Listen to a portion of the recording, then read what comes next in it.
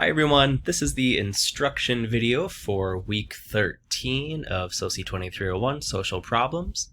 So to begin, I'm just going to go to the course content, scroll down and find our week 3 content folder, which is on the topic of immigration this week.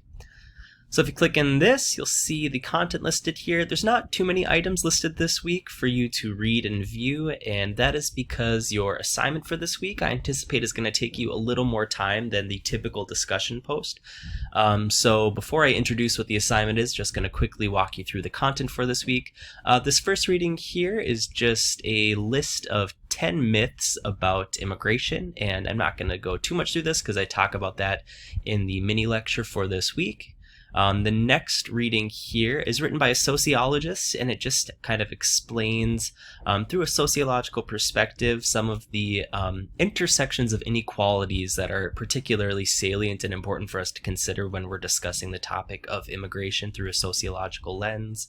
And then the last reading for this week here is just kind of a brief synopsis of a recent law that was passed by our current administration that is going to be particularly harmful towards immigrants who have lower socioeconomic status in the United States. And then this one video here I'm asking you to watch is just a short interview conducted with a lawyer who actually visited a detention center in Texas to see the living conditions, but particularly that immigrant youth have been detained and forced into the inhumanes of that detention center. And then here you have the brief mini lecture of me explaining some of the content that we're going through this week on immigration. All right, so let's get to your assignment. If you just click on this week 13 assignment instructions here, it will open up the Word document explaining what you're going to do this week.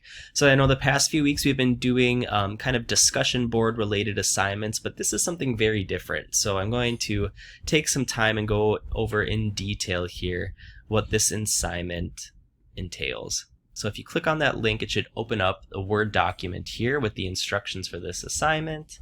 Let me just make this a little bigger so I can go through this here for you and make sure that everything is clearly explained. So for your assignment this week, you're actually going to write a letter to Congress addressing a current bill that is being introduced to Congress pertaining to immigration. All right. So the purpose of this assignment, as we're getting towards the end of the semester, I really want to make sure you're realizing how you can apply all of this information and sociological insight that we've covered in class about social problems in the real world. And consistently, almost every week, we cover a different topic of inequalities and social problems. And one of the last couple of slides, I always try and provide some solutions, right, or some actions that we can take as both individuals and at the societal level to address these social problems.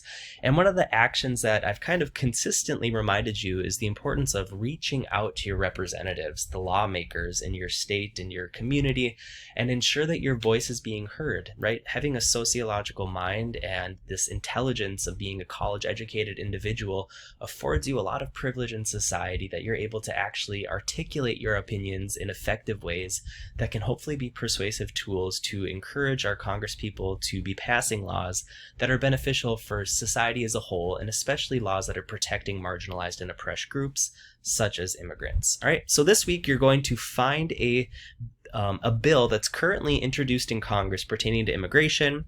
You're going to read the bill, and then you're going to write a letter to your Congress representatives and tell them whether they should either support or oppose this bill using a sociological mindset. All right. So you're going to find the bill, and I'm going to talk about how to find them in just a second here. After evaluating the bill with the sociological mind, you will write and hopefully send this letter to your state's Congress people, either endorsing or critiquing the bill. I cannot obviously require that you send this out, but you're putting in all of this work to write this letter to your Congress people. I would hope that you would send it out and make sure your voice is being heard. All right. In your letter, you should use your expertise as a sociologist. In other words, you should use sociological concepts and or theories to effectively argue why the bill is either problematic or productive in terms of prohibiting or furthering human equality. So there are 3 steps to this project. The first one, obviously, you need to find a bill that is currently introduced to Congress related to immigration that you are interested in. Secondly, you should read the bill and develop an understanding about what its intentions are. And then lastly, you will write your sociologically informed letter to your Congress representatives, either encouraging or discouraging them to pass the bill depending on the context of the bill. All right, so a few resources here that I've provided that are going to be particularly helpful to you. And we'll start by clicking on this first one here, which is a link to a full list of immigration-related bills currently being introduced to Congress. So this is where you'll actually find the bill that you're interested in. All right. So if you click on this link, what you'll see here is that there's currently 350 bills that have been introduced to Congress that in some way, shape, or form are related to immigration. All right, so you could just scroll through these bills here and kind of read the titles of them and look for something that just grabs your attention. Or if you'd like to do a more focused search, you can click up here where it says 8 subcategories, and you can see that out of all these bills are actually organized into 8 different subcategories here. So there's certain bills that deal with border security and unlawful immigration, certain bills dealing with human trafficking, certain bills dealing with immigrant health and welfare, etc., etc. So maybe I would suggest finding one of these subcategories that interest you most just to help focus your search, and then going and clicking on that. So let's say that I'm interested in immigrant health and welfare. I'm going to go ahead and click on that bill. All right, and now I can see it's limited down to 45 bills related to immigrant health care. And right now, what it's showing is all bills. See this box here is checked. You want to make sure that you're just checking introduced bills and then also passed by House bills. Right, so what that means, if you click all, you're going to see some bills that have been introduced but failed, or you may even see some bills that have been introduced and they're already enacted. So by clicking these boxes for introduced and ones that have just been passed by the House but not yet passed by the Senate, that will limit your bills to those that you can actually still reach out to your representatives and say, hey, this bill is still on the table. I think you should vote this way, and this is why. All right, so I'm just looking at these bills. Let's just go ahead and click this top one here, and we can see that it was introduced to Congress on July 10th, and this particular bill has already been passed by the House, but it still needs Senate approval. All right, so I'm going to click on this bill. It's titled Short-Term Detention Standards Act. All right. And when I click on this particular bill here, it will take me to this page. And what you would want to do here, up where it says overview, it's just going to provide you really, really basic information about this bill. But if you click on summary, it's going to give you just a paragraph or two, kind of explaining what this bill is about, okay?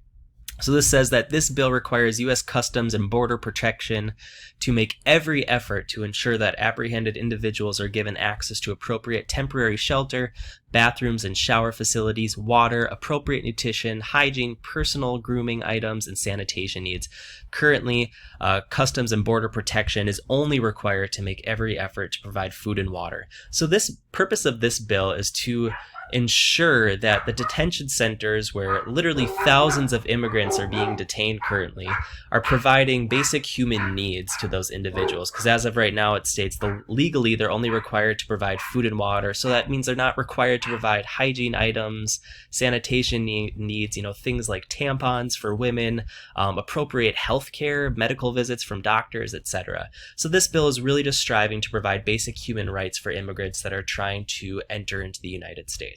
All right, so you can read, if you click on text here up at the top, it'll actually take you to the bill itself, so you can read the actual bill, and these typically aren't very long, so it shouldn't take too long for you to read through the actual bill, but these summaries typically provide a good description, but you should read the full text of the bill just to make sure you understand what it's about. All right, so if you like this bill, great. If not, you can just go back by clicking back in your browser here to the list, and then you can just keep scrolling through these titles and reading through the summaries until you find a bill you're particularly interested in. But let's say I'm interested in that one, so I'll choose that for this example here. All right, so I'm going to go back to the Word document here. Now that you've found your bill, you'll want to start writing your letter to Congress. All right, so this link here, a template to follow in writing your letter, it provides an excellent step-by-step template for how to write a letter to a member of Congress, all right? And these letters, they don't need to be anything flashy. They shouldn't be longer than a single page either. So it's really not very time-consuming. There's just a particular formula to follow. And once you get that formula figured out, it's pretty easy to do. So these first few steps, this particular author just suggests it's better to write a letter and actually mail it out, snail mail the old-fashioned way rather than emailing it, which, I can understand the argument for that here. If you don't want to waste money on the stamp right now, you can definitely just email your letter to Congress instead. But the first thing you want to do, they state, is state your purpose. You want to make your letter personal whenever you can, and I talked about this a little bit in the introduction in my mini lecture for this week, why it's important to find a personal connection to this topic. And I think for many of you, this should be pretty easy, especially living where we do in South Texas. We're very close to kind of the heart or the epicenter of where a lot of this immigration battle is taking place near the Mexican border. So if you can make a personal connection, maybe you know a friend or a family member who's personally being impacted by this, it's good to state that in your letter to Congress because it kind of humanizes you, right? It helps Congress recognize that these bills that they pass on a daily, day-to-day basis, they almost like machines, really have profound connections and consequences for actual living beings, right? And so the more you can make a personal connection in your argument to kind of open up your statement, that's an effective strategy to do so. The next thing you'll want to include in your letter is supporting your stance, and I'm going to require you in this particular letter to use the science of sociology to articulate a scientifically informed argument as to why this current bill that you found you think should either be passed or not passed, all right? So use functionalism, conflict theory, or symbolic interactionism to defend the claim that you're making. Incorporate sociological concepts and terminology that we've covered in this class thus far. And beyond that, you can also go and incorporate some statistics, right? So this is going to require you to do a little research, right? You might have to do a few Google searches to find some reliable data that suggest why passing this bill could be helpful or harmful to immigrants, using statistics, using science and data to support the claims that you're making. It's also important to make a request in your bill, right? To clearly tell your senator or congressperson that you want them to either pass this bill or to not pass this bill, right? Make sure it's very clear that you want them to either pass or not pass the bill, depending on the context of it. Of course, remain courteous and professional throughout the whole thing. You don't want to open up your letter saying, I think this bill is total bullshit and you're an idiot if you pass this, right? You want to demonstrate your ability to articulate an argument professionally, even if you do feel really strongly and passionately about something. Again, keep it close, clear, and concise. It should not be longer than a single space page. And close your letter thanking the representative for taking the time to read it, etc. All right, so that's how you write your letter. How do you know who to address the letter to? Well, if you don't already know who your representative or your state senators are, I've provided links here to help you do that. This is for your representative, so everyone, depending on what zip code you are in, what region you get typed in, you will have a specific representative. If I enter my zip code 78412, I'm going to find out that my representative is Michael Cloud, and to find Mr. Cloud's contact information, I'll click on his name here. There we go. And then right up here, there's contact information. If I want to email it, I can do it there. Otherwise, I can locate his office if I want to send an actual letter through the mail. And I would send it to his Corpus Christi office here. So you want to make sure you're including the name of the representative and their contact information or address at the top of the letter as well. All right. So you'll have a representative, but this particular bill that I was looking in was already passed by the House of Representatives. So it wouldn't make sense for me to send it to the representative. He's already voted on it. So instead, I would want to send it to my senators. So the way you find your senators, if you don't know them, there's a link here. Just choose your state. And each state has 2 senators, so you can click on their names here, John Cornyn and Ted Cruz, to find their contact information. All right, so make sure you're addressing the letter to someone. For this assignment, you will submit a copy of your letter in the Week 13 submission folder located in the Week 13 content folder on Blackboard. While I cannot require you to mail your letters to Congress, I strongly encourage you to do so. Successful letters will have the following components. First, it will be addressed to your representative and or senators, but please note you would need to send a separate letter to each of your congresspeople as they all have their own offices and addresses. However, for this assignment, you only need to address your letter to one member of Congress. Just be sure, like I said, if it's a bill that's already been passed by the House, make sure you are addressing your letter to one or both of your senators. Second component, the student should open the letter by clearly stating their purpose or objective. For example, my name is Daniel Bartholomew, and I'm writing you to ask and vote to vote in favor or against House Bill 1234, whatever the number of the actual bill is. You should definitely use sociological arguments to defend your position. Apply sociology as much as you can. All right.